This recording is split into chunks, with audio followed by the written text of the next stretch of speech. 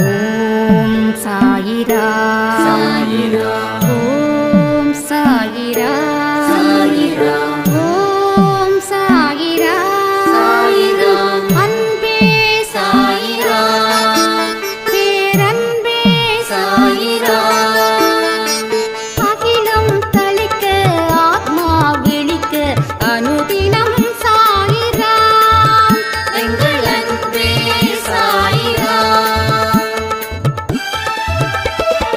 ஒன்றே இறைவன் ஒன்றே பூமிக்கென்றும் சாயிரா சரணம் சாயிரா நன்றே செய்து வாழ்வோம் நாம் ஒன்றே செய்து வாழ்வோம் அன்பே சாயிரா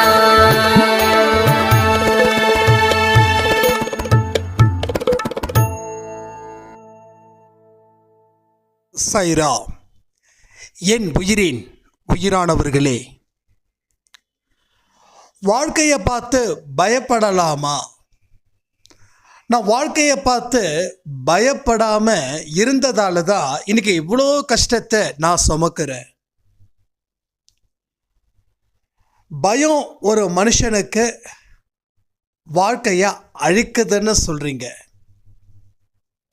இப்போ பயமில்லாத வாழ்க்கை மட்டும் வாழ்க்கையை வளர்க்குமா? எனக்கு புரியலை இதை பற்றி அப்படின்னு ஒரு சாய்ராம் கேட்டிருந்தாங்க. இன்னும் 2-3 முக்கியமான விஷயங்களை பற்றியும் இந்த அன்பே சாயில் பதிவில் நம்ம பார்க்க போகிறோம். இன்றைக்கி காலையில் 10 மணிக்கு சாய் குடியில் ஒரு ஆடியோ கொடுத்துருக்கேன். சாயப்பா வெறுக்கக்கூடிய குணங்கள் அப்படின்னு. அதை 5 நிமிஷம்தான் டைம் இருக்கிறவங்க கொஞ்சம் கேளுங்க. சரி, வாழ்க்கையில் பயம், இந்த பயம் கண்டிப்பாக இருக்கணும். அதே போல் அந்த பயம் எதுக்கு இருக்கணும், ஏன் இருக்கணும் அப்படின்றத பற்றியும் நான் இந்த பதிவில் சொல்ல போகிறேன். பயமே இல்லாத வாழ்க்கையை அலட்சியப்படுத்துறதுக்கு சமம். நம்ம நிறைய விஷயத்தை அலட்சியப்படுத்தணும், உண்மை.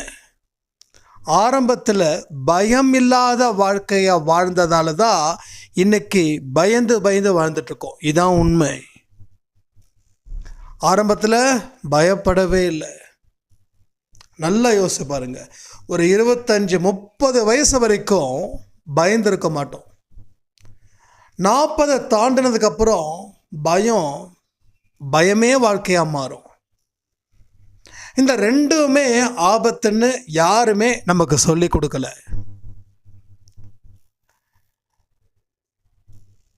பயத்தினால எந்த முடிவும் எடுக்காத எல்லா முடிவுகளும் உங்கள் வாழ்க்கையில் தோல்வியையும் அவமானத்தையும் துன்பத்தையும் மட்டும்தான் தேடி தருது. ஏன் அப்படின்னா பயம் அதிகமாக இருக்கிறதால. ஸோ கடவுள் மேலே நம்பிக்கை வைக்கிறோம் அப்படின்ற பெயரளவில் நம்பிக்கை வச்சுருக்கோம். ஆனாலும் எங்கேயாவது ஏதாவது தப்பாக நடந்துடுமோ, நாம் நினச்ச மாதிரி வாழ முடியாமல் போயிடுமோன்ற பயம் இங்கே இருக்குது. அதுவும் பயத்தின் அடிப்படையில் தான். அப்போ அலட்சியப்படுத்த வேண்டிய விஷயத்தை நாம் அலட்சியப்படுத்தலை. அலட்சியப்படுத்தப்படாத விஷயத்தை நாம் அலட்சியப்படுத்தணும். இன்னைக்கு உங்கள் வாழ்க்கையில் நீங்கள் பயந்துருக்கீங்க. இப்போ தேவை இந்த பயம் இல்லை, தைரியம். அன்னைக்கு பயம் இல்லாமல் எடுத்த முடிவு ஒவ்வொன்றும் துன்பத்தை கொண்டு வந்து சேர்த்ததால இன்னைக்கு துன்பத்தின் பிடியில் மாட்டிக்கிட்டு இருக்கோம். ஒரு பாம்பு ஒரு மனுஷனை சுற்றியும் ரவுண்டு பண்ணிச்சுன்னா மனுஷன் என்ன பண்ணுவான்? இப்பயும் அவனுக்கு வாய்ப்பு இருக்குது. அந்த பாம்புக்கிட்ட இருந்து தன்னை காப்பாற்றிக்கணும்னு நினச்சா அவன் போராடி வெற்றி பெறுவான், நிச்சயம். இல்லை லாக் ஆகிட்டோம் முடிஞ்சிடுச்சு அப்படின்னாலும் முடிஞ்சிடுச்சு. இப்போ எல்லாமே அவனோட கையில் தான் இருக்குது, கடவுள் கையில் இல்லை, அவன் கையில் தான். கடவுள் அவனை நம்பி காப்பாற்றணும் அப்படின்னு நினைச்சாருன்னா அந்த சிக்கன மனுஷனுக்கும் அந்த நம்பிக்கை இருக்கணும். அப்போதான் கடவுளால் காப்பாற்ற முடியும். ஒரு விஷயமும் எண்ணங்களோட பிரதிபலிப்புன்னு சொல்லுவாங்க. நிச்சயமா கடவுள் காப்பாற்றுவாரு, நான் முயற்சி செய்தால் காப்பாற்றுவார், என்னால் உயிர் வாழ முடியுன்ற நம்பிக்கையில் இருந்துச்சுன்னா என்னை நிச்சயமாக உயிர் வாழ வைப்பார். ஸோ இதெல்லாம் அடிப்படை நம்பிக்கை. அந்த அடிப்படை நம்பிக்கையை செத்து போயிடுச்சு. ஏன்னா இப்போது பயத்தின் பிடியில் இருக்கீங்க. இந்த பாம்பு அசைஞ்சா நம்மளை சாகடிச்சிடணும். பாம்பு என்ன பண்ணும்? உடனே முழுங்கிடுமா? நம்மளை கொத்தும். கொத்தின உடனே உயிர் போயிடுமா? பல மணி நேரம் இருக்குது அந்த உயிர் போகிறதுக்கு. இப்போ நாம் நினைக்கிற ஒரு நினைப்பும் இந்த பாம்பை எதிர்த்து போராட முடியுன்ற அந்த தைரியம், அந்த தைரியத்தை கடவுள் கொடுப்பாருன்ற அவர் மேலே வச்சிருக்கக்கூடிய நம்பிக்கை, இந்த ரெண்டும் இருந்துடுச்சுன்னா அந்த பாம்போட பிடியில் இருந்து நீங்கள் காப்பாற்றிக்கலாம். அதிகபட்சமாக உங்களை கொத்தும், ஆனால் உயிர் போகாது. கடவுள் சொல்லக்கூடிய வார்த்தைகளை ரொம்ப டீப்பாக நீங்கள் திங்க் பண்ணிங்கன்னா கஷ்டம் இருக்கும், இழப்புகளும் வேறு வழி இல்லாமல் இருக்கும், ஆனால் உயிர் மட்டும் போகாது. ஸோ உயிர் போகாதுன்னு கேரண்டி கொடுத்துருக்கார். ஏன்னா எல்லா மனுஷனுடைய வாழ்க்கையிலையும் ஒரு பயம் என்னன்னா, என்னுடைய உயிர் போயிடுமோ, இதுதான் எக்ஸ்ட்ரீமாக இருக்கும். இதை பேஸ் பண்ணி தான் அவனுக்கு பயமே வருது. வாழ்க்கையில்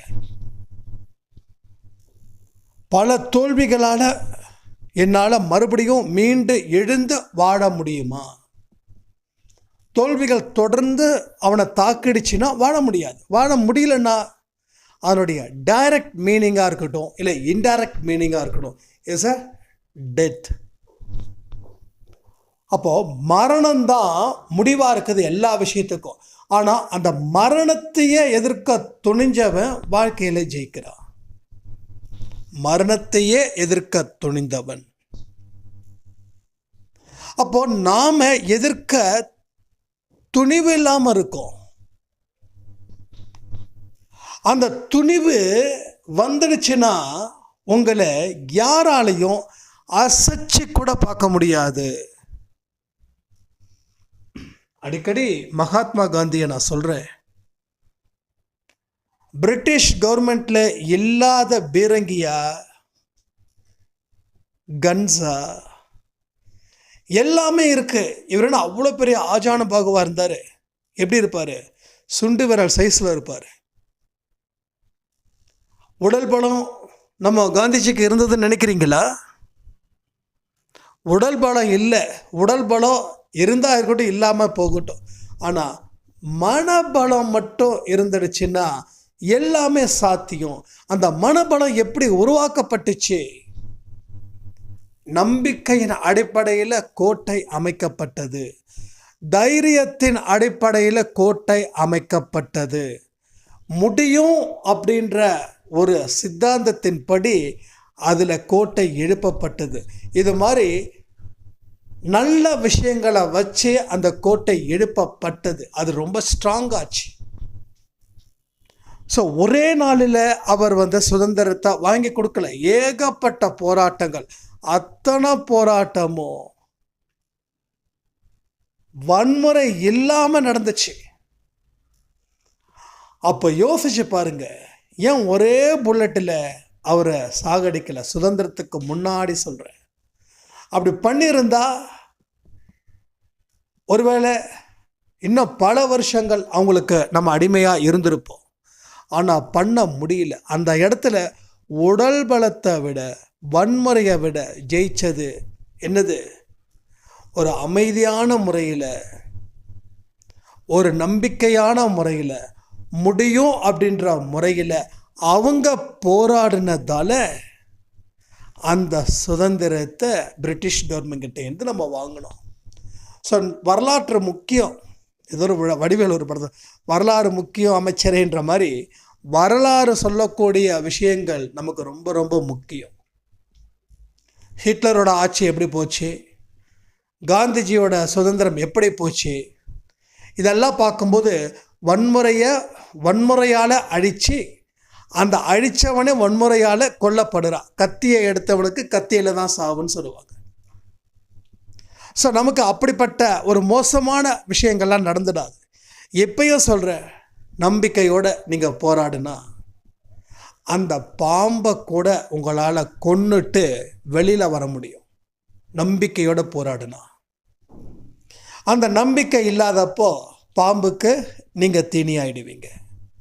ஸோ பாம்பு கடித்து செத்தவன் கம்மி, பாம்பு கடித்து செத்துடுவோன்ற பயத்தில் செத்தவன் தான் ஜாஸ்தி. ஆனால் நான் முன்னவே சொன்ன மாதிரி அதுக்கு ஏதோ சில மணி நேரங்கள் இருக்குது அவகாசம், அதுக்குள்ளே காப்பாற்ற முடியும். அந்த காலத்தில் மாத்திரை மருந்து மெடிக்கல்ஸு ஹாஸ்பிட்டல்ஸ் இல்லாத நேரத்தில் கூட சில மூலிகைகளை போட்டு காப்பாற்றினாங்க. ஏன்னா அந்த காலத்தில் பாம்பு ஜாஸ்தி. இன்றைக்கி தான் பாம்பு நகர்ப்புறம் ஜாஸ்தியானதால் கிராமத்துலேயும் பாம்புகள் ரொம்ப கம்மி. அப்போ யோசிச்சு பாருங்கள், பல பல பல வருஷங்களுக்கு முன்னாடி, ஒரு 50 வருஷத்துக்கு முன்னாடி கூட வச்சுக்கலாம், இல்லை ஒரு 100 வருஷத்துக்கு முன்னாடி கூட வச்சுக்கலாம். எப்படி இருந்திருக்குன்னு யோசிச்சு பாருங்கள். மனுஷன் இருக்கிற அளவுக்கு பாம்பு இருந்திருக்கும்னு நினைக்கிறேன். அப்போ எத்தனை பேருக்கு அந்த அச்சுறுத்தல் வந்திருக்கும். பாம்பு தான்ப்பா கடிச்சதுன்னு தூக்கி போட்டு போவாங்க. நான் ஒரு கிராமத்தில் வளரும்போது அந்த பாம்பு, அதுக்கு ஒரு பெரிய குளம் இருக்கும், அந்த குளத்தில் தான் குளிப்போம். அப்போ நான் பாட்டுக்கு குளிப்போம், பாம்பு பாட்டுக்கும் ஜெங்குன்னு போகும். அது ஒன்றும் பண்ணாது, நீர் பாம்புன்னு சொல்லுவாங்க. அதே மாதிரி அத்தை ஒவ்வொருத்தரும் அந்த வீட்டில் பாத்திரம் விளக்குறது எல்லாமே அந்த குளத்தில் இறங்கி தான் விளக்கணும். ஒரு 3 படிக்கட்டு 4 படிக்கட்டு இருக்கும். அந்த 4வது படிக்கட்டுக்கு அடியில் தான் அந்த பாம்பு படுத்து கிடக்கும். இவங்க காலாலே தள்ளி விடுவாங்க. அந்த பக்கம் போ, என்னடா அது, பாம்பை பிடிச்சி காலால் தள்ளி ஒரு ஆளை போட்டுறாது ஆடு. இப்போ வரைக்கும் அத்தை கடவுளோட புண்ணியத்தில் உயிரோட வாழ்ந்துட்டு தான் இருக்காங்க. ஸோ என்ன நடக்குதுன்னா, அவங்கள ஏன் அந்த பாம்பு கொத்தலை, நம்மளை ஏன் கொத்துதுன்னா அவங்களுக்கு தைரியம். அது என்ன பண்ண போகுது, தூக்கி போடுப்பா, அந்த பக்கம் போடுப்பான்னா அது பாட்டுக்கு ஓடி போயிடுது. ஓடி போய்ட்டு அது பார்க்குறது, எப்படா அந்த அம்மா மேலே போகும், நம்ம இடத்துக்கு போகலான்னு சொல்லி. ஸோ இது வரைக்கும் நான் பாம்பு கொத்திடுச்சு இறந்துட்டாங்க, கொத்துனது கூட நான் இது வரைக்கும் நான் நேரடியாக பார்க்கவும் இல்லை, கேள்விப்பட்டது கிடையாது நான் வளர்ந்த ஊரில். ஸோ இதெல்லாம் என்ன புரியுது அப்படின்னா, பயம் இருக்கும்போது ஆபத்து இருக்குது, பயம் இல்லாத போது தைரியம் இருக்குது, இவ்வளோதான். அப்போ பயம் இருக்கணும், நான் இல்லாமல் இருக்கணும்னு சொல்லவே இல்லை. ஆனால் எதுக்கு பயப்படணும்? இன்றைக்கி நாம் இந்த நிலையில் இருக்கோம், இந்த நிலையில் நாம் தொடர்ந்து இருந்தோன்னா நம்ம வாழ்க்கையில் பல பிரச்சனைகள் வரும்னு சொல்லி பயப்படணும். ப்ளஸ் இதை மாற்றுவதற்கு உண்டான வழிகளையும் நம்பிக்கைக்குரிய அடிப்படையில் மாற்றணும். புரியுதா? பயமும் வேணும், ப்ளஸ் தைரியமும் வேணும். அந்த பயத்தினால் ஒரு வழியை தேடணும், அந்த வழியில் பயணிக்கிறதுக்கு தைரியம் வேணும், இவ்வளோதான். இதான் உங்களுக்கு பதிவில் ஆரம்பத்தில் சொன்னேன், பயமும் இருக்க வேண்டிய இடத்துல இருக்கணும். பயம் இருந்தால் தான் வாழவே முடியும். ஆனால் பயத்தினால் மட்டும் வாழ்ந்துட முடியாது, பயத்தினால் அழிவு மட்டும்தான் நிச்சயம். இப்போ புரியுதா? பயம் உங்களுக்கு வேணுமா வேண்டாமாண்ணா? நானும் சொல்லுவேன், எனக்கும் பயம் வேணும்.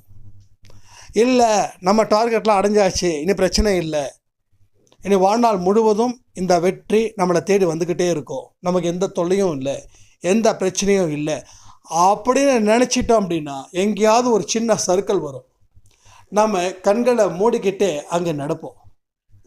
அந்த சர்க்கிள் எங்கே போய் நிற்குன்னா, எங்கே ஆரம்பித்தோமோ அங்கே போய் நிற்கும். மறுபடியும் வர்றதுக்கு பல வருஷங்கள் ஆகும். அப்போது நீ வாழும்போது கூட எந்தெந்த இடத்துல என்னென்ன இருக்குது, ஒருவேளை இந்த மாதிரி நிலைமைகள்லாம் இருக்குமோன்னு அந்த அடிப்படை பயமும் இருக்கணும். அப்போ தான் நமக்குள்ள ஒரு தெளிவு கிடைக்கும். ஸோ தெளிவு இல்லாமல் நடந்தாலோ இல்லை கண்களை மூடிக்கிட்டு நடந்தாலோ ஆபத்தில் நாம் சிக்கிடுவோம். இப்போ கூட ரீசெண்டாக ஒரு சாய்ராம் நான் சொல்ல மறந்துட்டேன், இந்த பதிவில் அவங்க ஞாபகம் வருது. ஃபஸ்ட்டு 2 வருஷம் ரொம்ப கஷ்டப்பட்டு ஒரு நல்ல இடத்துக்கு வந்தேன். என் வாழ்க்கையில் எல்லாமே எனக்கு கிடைச்சிடுச்சுன்னு நம்பிக்கையின் அடிப்படையில் நான் வாழ்ந்தேன். ஆனாலும் என் வாழ்க்கையில் முன்ன இருந்ததை விட பல சர்க்கிள் அதிகமாக இருக்குது, வியப்பாக இருக்குது. நான் தான் எந்த பாவமும் பண்ணலை, எந்த தப்பும் பண்ணலையே, அப்படி ஏன் நடக்குது அப்படின்னு. அப்போ என்ன ஆச்சு, உங்களுக்குள்ள ஒரு நல்ல இடத்துக்கு வந்துட்டோம் அப்படின்னு நாம் நினைக்கும் போதே நமக்குள்ள ஒரு அலட்சியமும் சேர்ந்து வந்துடுச்சு. இந்த இடத்த தக்க வச்சுக்கணும், அடுத்த இடத்துக்கு போகணும்னு நினைக்காம அதே இடத்துல நிற்கிறோம் பாருங்கள், அங்கே தான் பிரச்சனை. நீங்கள் அடுத்த இடத்துக்கு போகும்போது அங்கே சர்வைவல் பண்ணும்போது அங்கே சில விதமான ப்ராப்ளத்தை ஃபேஸ் பண்ணி அதில் நீங்கள் ஜெயிச்சிங்கன்னா அடுத்த இடத்துக்கு போகலாம். ஆனால் நீங்கள் என்ன பண்ணுறீங்க, அந்த இடத்துக்கு போக வேண்டாம், இந்த இடமே எனக்கு ரொம்ப கம்ஃபர்டபுளாக இருக்குது, ஸோ வசதியாக இருக்குது, ஆனால் நான் இந்த இடத்துல தங்கிக்கிறேன், இப்போ எனக்கு எந்த பிரச்சனையும் இல்லை அப்படின்னு நாம் நினச்சி தங்கும்போது தான் பிரச்சனைகள் அதிகரிக்குது. நீங்கள் போராடக்கூடிய போராட்டம் அது வெற்றி பெறுவதற்கு உண்டான வகையில் அமையணும். அப்போது ஒவ்வொரு ஸ்டேஜில் வந்த உடனே அந்த இடத்துல ஸ்டே பண்ணாதீங்க, அந்த இடத்துல கொஞ்சம் அனுபவிச்சுக்கோங்க. அடுத்த இடத்துக்கு போவதற்கு உண்டான முயற்சிகளையும் இறங்குங்க. ஏன்னா எதுவுமே நமக்கு நிரந்தரம் சொல்லிட முடியாது மூச்சு இருக்கிற வரைக்கும். ஸோ அடுத்தது என்ன, வாட்ஸ் நெக்ஸ்ட், இதை நீங்கள் கேட்குற வரைக்கும் உங்கள் வாழ்க்கை நல்லாயிருக்கும். இல்லை இது முடிவுக்கு வந்துடுச்சு அப்படின்னா அந்த இடத்துல உங்களுக்கு சந்தோஷமும் கிடைக்கும். சந்தோஷம் தீர தீர துக்கமும் ஆரம்பமாகும். இதுதான் பிரச்சனை. சூரியன் மறைஞ்சிருச்சுன்னா அடுத்த நாள் உதிக்குதுன்னு தான் அர்த்தம். அதே போல் சந்தோஷம் கிடைக்குதுன்னா துன்பமும் வரும்னு அர்த்தம். அப்போ அந்த துன்பத்தை நம்ம எதில் பண்ணணும், அடுத்த முயற்சிகளை இறங்கும்போது அதில் இருக்கக்கூடிய பிரச்சனைகளை சமாளிக்கிறோம் இல்லையா, அது ஒரு ஆரோக்கியமான பிரச்சனை, அது ஒரு ஆரோக்கியமான துன்பமும் கூட. அது துன்பம்னு கூட சொல்ல முடியாத அளவுக்கு இருக்கும். உங்களுக்கு பேச்சுவார்த்தைக்காக சொல்கிறேன். ஒரு கஷ்டப்படுறதால துன்பம் ஆகிடாது, ஒரு வேலை செய்கிறதால துன்பம் ஆகிடாது. 8 மணி நேரம் நான் வேலை பார்க்குறேன், 8 மணி நேரம் நான் துன்பப்படுறேன், 8 மணி நேரம் கஷ்டப்படுறேன், இந்த வார்த்தைகளை முதல்ல அழிச்சிடுங்க. நீங்கள் கஷ்டப்படுறீங்கன்னு நினச்சிட்டாவே உங்களுக்கு துன்பம் ஸ்டார்ட் ஆகுதுன்னு அர்த்தம். 8 மணி நேரம் உழைக்கிறேன்னு சொல்லுங்கள், அதில் நம்பிக்கை இருக்குது, அதில் வெற்றியும் இருக்குது. ஆனால் 8 மணி நேரம் நான் கஷ்டப்படுறேன்னு சொல்லாதீங்க, அந்த கஷ்டன்றது துன்பம். அப்போ 8 மணி நேரம் நீங்கள் துன்பப்படுறீங்க, என்ன சாதிப்பீங்க? அப்போ துன்பம் கூட போராட்டமாக மாற்றணுன்றது தான் நம்மளுடைய எண்ணங்களாக இருக்கணும். இந்த இடத்துல நிற்கிறதால இது நமக்கு நிரந்தரம் இல்லைன்னு நீங்கள் ப்ரூஃப் பண்ணுங்க. உங்களுக்கு ஏஜ் ஆகிருக்கலாம், என்ன ஆகுது ஏதாகுது அதை பற்றி ஒரி பண்ண வேண்டாம், அதை பற்றி ஒரி பண்ணாதீங்க. மனதளவில் சில வழிகளும் உங்களுக்கு இருக்குது. உடல் உழைப்பு என்பதுக்கு மேலே கொஞ்சம் குறைவாக தான் இருக்கும் எல்லாருக்குமே. இல்லை நான் உழைப்பேன், நான் அதை பண்ணுவேன் இதை பண்ணுவேன்னு சொல்லாதீங்க. உங்கள் வயசுக்கும் உங்கள் உடலுக்கும் மரியாதை கொடுங்க. உடல் சொல்கிற மாதிரி தான் நாம் உழைக்கணும். ஏன்னா அந்த காலத்தை கடந்துட்டோம். எனக்கே 80 வயசு ஆகிடுச்சுன்னா நான் இப்போ உழைக்கிற உழைப்பில் 60% குறைச்சிக்கணும். ஏன்னா ரொம்ப கஷ்டம். என்னுடைய வேலையை நான் செய்கிற அளவில் நான் வச்சுக்கணும்.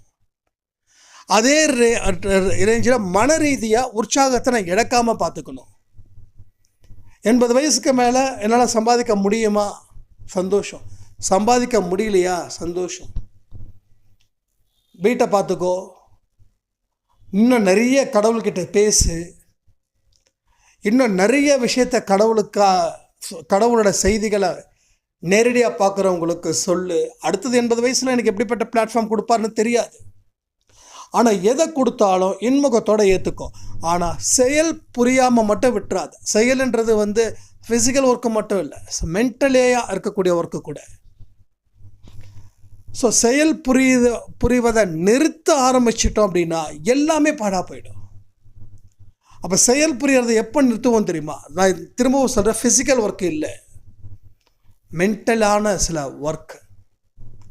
இப்போ நல்லதை நினைக்கிறோம், நல்லதை பேசுகிறோம், நல்லதை பார்க்குறோம், இது எல்லாமே ஒரு செயலுக்கு கீழே தான் வருது.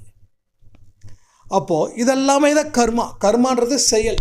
கர்மான்றது ஒரு பெருசெல்லாம் இல்லை. நிறைய பார்க்குறப்ப யூடியூப்பில் கர்மா ஒரு யூடியூப்பில் வந்து ஒருத்தவங்க எனக்கு அனுப்பியிருந்தாங்க, அண்ணா இவங்க பாருங்கள் நம்ம அன்பே சாயில் சொல்லக்கூடிய கர்மாவை பற்றியே சொல்லாமல் இவங்க என்னென்னமோ சொல்கிறாங்க, ஒரே குழப்பமாக இருக்குதுன்னு. அந்த ஆடியோவை நான் பார்த்தேன். அதில் கர்மானே என்னன்னே தெரில அவருக்கு. அவர் பாட்டுக்கு எதோ சொல்கிறாரு. ஆனால் கர்மான்றது உண்மையான மீனிங் அப்படின்றது என்னென்னா செயலை தான் குறிக்குது. கர்மா செயல், ஆக்ஷன். அந்த செயல் அப்படின்றது உடல் உழைப்பை மட்டும் செயல்னு சொல்லிட முடியாது. மைண்ட் அளவில் எந்தெந்த விஷயத்தை செஞ்சாலும் செயல்தான். இன்னமும் சிம்பிளாக சொல்லணும் அப்படின்னா மூச்சு விடுறது கூட ஒரு செயல்தான். நீங்கள் மூச்சு விடுறதால தான் எல்லாமே இங்கே நடந்துட்டு இருக்குது. நீங்கள் எல்லாத்தையும் பார்க்குறீங்க. இங்கே இருக்கிற மரம், இங்கே இருக்கிற செடி, இங்கே இருக்கக்கூடிய பறவை, இங்கே இருக்கக்கூடிய டிவி எல்லாமே பார்க்குறீங்க. அந்த மூச்சு விடக்கூடிய செயல் நின்றுடுச்சுன்னா எதையுமே பார்க்க முடியாது. உங்களை தான் எல்லாரும் பார்ப்பாங்க, நீங்கள் யாரையும் பார்க்க முடியாது. இப்போ மூச்சு விட்டால் நீங்களும் எல்லாரையும் பார்க்கலாம், மற்றவங்களும் உங்களை பார்க்கலாம். ஆனால் மூச்சு நின்றுடுச்சுன்னா நம்மளை தான் எல்லாரும் பார்ப்பாங்க, நம்ம யாரையும் பார்க்க முடியாது. ஸோ இதுதான் கர்மா. அதனால் கன்ஃபியூஷன் வேண்டாம். உங்களுக்கு எந்த சந்தேகமாக இருந்தாலும் என்கிட்ட கேளுங்க. என்னால் முடிஞ்ச அளவுக்கு நான் ஆன்சர் பண்ணுறேன். தெரியலன்னா அதை தெரியலன்னு சொல்கிறது என் பழக்கம். அதுக்காக மழுப்புறது போகிறது வரதுலாம் நமக்கு செட் ஆகாது. ஏன்னா எந்த ஒரு விஷயமா இருந்தாலும் அதை 100% உண்மையாக இருந்தால் மட்டும்தான் அதை நான் சொல்லணுன்றது எனக்குள்ள கடவுள் கொடுத்துருக்கக்கூடிய ஒரு கமிட்மெண்ட். அதுக்குள்ளே தான் நான் ரோல் பண்ண முடியும். அதை தாண்டி ரோல் பண்ண முடியாது, ரோல் பண்ணவும் கூடாது. ஆனால் இது நாள் வரைக்கும் தெரியலன்ற ஒரு வார்த்தைகளே என்கிட்ட இல்லை. ஏன்னா இப்பயும் சொல்கிறேன், எல்லாமே சாயப்பா கிட்டேருந்து பெறக்கூடிய வார்த்தைகளை நான் திருப்பி உங்ககிட்ட நான் சொல்லணே தவிர எனக்குள்ளே எழுந்த வார்த்தைகள் எதுவுமே கிடையாது. இப்போ கூட இந்த ஆடியோ ஆரம்பிக்கும் போது 10:15 காலையில். ஸோ என்ன பேச போகிறேன்னு எனக்கு நிச்சயமாக தெரியாது. ஏன்னா பல பேர் சந்தேகம் எடுப்புறீங்க. அது சாய்ராம் உயிரின் உயிரானவர்கள் சொன்னதுக்கு அப்புறம்தான் யாரோட அதை கேட்கணுன்னு சாய்ப்பா எனக்குள்ளே கொண்டு வராரு. ஏன்னா அவர் ப்ரிப்பேர் பண்ணது கொஸ்டின், அவரும் ஆன்சர் பண்ணது கொஸ்டின், அவரால் வர முடியாது. அதனால என்கிட்ட சொல்கிறாரு, என் மூலமாக உங்களுக்கு தெரியப்படுத்துகிறார், அவ்வளோதான். ஸோ என் மூலமாக அவர் தெரியப்படுத்துகிறதால நான் உயர்ந்தவனும் கிடையாது, நான் தாழ்ந்தவனும் கிடையாது. நம்ம எல்லாருமே ஒரே மக்கள். இந்த பதிவை கொடுக்குற வரைக்கும் தான் நான் அன்பே சாயில் இருக்கக்கூடிய ஒரு சாய்ராம். இந்த பதிவு முடிஞ்சதுக்கப்புறம் அடுத்தது நான் எந்த வேலையில் செய்கிறேனோ அந்த வேலை தான் எனக்கு எஜமான். ஸோ இது 24 மணி நேரமும் இதுலேயே நான் இருக்கிறது இல்லை. அடுத்தது தொழில் செய்யணும், அடுத்தது எனக்காக சில விஷயங்கள் செய்யணும். இது எல்லாமே சேர்ந்து அந்த 24 மணி நேரத்தை நான் கொண்டாடிக்கிட்டு இருக்கேன். ஸோ கஷ்டம் அப்படின்றது என் வாழ்க்கையில் இல்லை. ஆனால் உடல் ரீதியாக சில விஷயங்களை தான் நான் சொல்லுவேன். ஏன்னா 2 நாளாகவே எனக்கு கண்ணெல்லாம் ரொம்ப சூடு ஜாஸ்தியாகுது, கண்ணு ரொம்ப ரெட்டிஷாகவே இருக்குது, தூக்கம் சரியாக இல்லை. இதெல்லாம் அதிகப்படியான உழைப்பு இல்லை அதிகப்படியான மைண்ட் அளவில் இருக்கக்கூடிய வேலைகள். உடல் உழைப்பு வந்தால் ஒன்றுமே கிடையாது, இங்கே 0. இப்போ உடல் உழைப்பெல்லாம் யாரும் பெருசாலாம் பண்ணுறதில்ல. கல் உடைக்கிறவங்களுக்கு கூட இப்போ மிஷின் வந்துடுச்சு, ஓகேவா? ஸோ உடல் உழைப்பு உழைச்சி தான் ஆகணுன்ற இடத்துல கூட மிஷின் வந்துடுச்சு. ஸோ அவங்களுக்கே மிஷின் வந்துடுறதுக்கப்புறம் நமக்கு சொல்லவா வேணும்? ஒன்றுமே கிடையாது, கை கால்களில் எந்த வேலையும் கிடையாது. ஸோ உடல் உழைப்புகள் எதுவுமே இல்லை. அதுக்கு தான் நான் சொல்கிறேன், இந்த கையை காலை ஆட்டுறதுக்காவது நம்ம தினமும் ஒரு 30 நிமிஷம் 40 நிமிஷமாவது கொஞ்சம் உடல் உழைப்பை செஞ்சால் தான் நமக்கு நல்லதில்லை. ஸோ அதனால் இதை புரிஞ்சுக்கோங்க. உங்கள் வாழ்க்கையில் நீங்கள் எல்லா விஷயத்தையும் தெரிஞ்சுக்கணும். அதே போல் தொடர்ந்து 7 நாள் கொடுக்கக்கூடிய ஆடியோ பணம் சேர வேண்டுமா அப்படின்ற டைட்டிலில் ஒரு ஆடியோ கொடுத்துருக்கோம். அதை 7 நாள் கேளுங்க. ஸோ என்கிட்ட தனிப்பட்ட முறையில் மெசேஜ் பண்ணவங்களுக்கு முதல் நாள் கேட்கும்போது நீங்கள் சொன்ன மாதிரி அப்படி தான் இருந்துச்சு, 2ஆவது நாள் கேட்கும்போது கொஞ்சம் நம்பிக்கை வருது அப்படின்னாங்க. அதே போல் நேற்று நைட்டு கொடுத்த ஆடியோ ஒரு சாய்ராம் சொன்னாங்க, மரண மாதம் சாய்ராம். எங்கே இந்த மரண மாதம் சொல்லாதீங்க, நெகட்டிவாக இருக்குதுன்னு. இல்லைங்க, பிச்சிட்டோம் நம்ம அன்பே சாயில் நேற்று நைட்டு கொடுத்த ஆடியோவில். சாய்ப்பா இறங்கி வந்து அடித்து பின்னிருக்காரு நம்ம எல்லாரையும் அப்படின்னு சொன்னாங்க. ஸோ அது டைம் இருக்கிறவங்க கேளுங்க. ஸோ எல்லாமே உங்களுக்காக தான், நமக்கானது தான். ஸோ நம்ம வாழ்க்கை சிறப்பாக இருக்கணும்னு சொல்கிறதுக்கு தான் நம்ம இவ்வளோ தூரம் சாய்ப்பா மூலமாக நம்ம இங்கே ரெடியாக இருக்கோம். அதை மறந்துடாதீங்க. வெற்றி நமக்கேன்னு சொல்லி இந்த பதிவை நான் முடிக்கிறேன். ஜெய் சாய்ராம்.